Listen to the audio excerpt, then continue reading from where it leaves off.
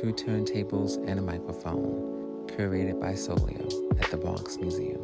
This exhibition is incredibly important because it represents a music that actually took over the world. I mean, not just America, not just the Bronx, not just Manhattan, not just for black people. It influenced everything that we are now doing in music. Even how popular music has evolved, whether they call it hip hop or not, there's still an element of hip hop in it.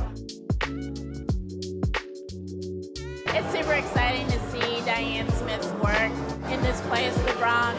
To know Dianne is to know that she represents the many sides of hip hop. Dianne is about style, she's about art, she's about creativity, she's about socializing. And so to know that she was in the mix when hip hop was being born and when hip hop was in its first development is really exciting. So I'm glad to be here. And of course, Solio is such an incredible curator.